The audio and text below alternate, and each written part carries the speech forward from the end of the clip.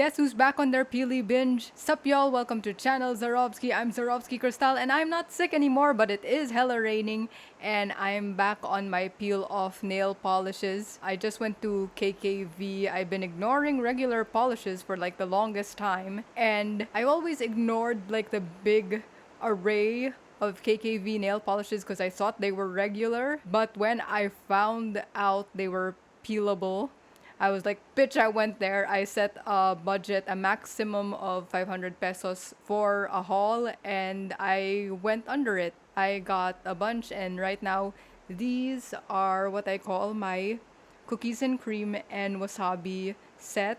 I guess I'm just perpetually a sucker for eggshell polish. It's an off-white, grayish speckle with like black glitters and some reddish glitters. It looks like concrete, and also sort of this like pastel yellow green, not exactly pickle green, but it's getting there. I don't have any Lazada affiliate links for this one, so I'm just gonna put it on Reels, see how those do.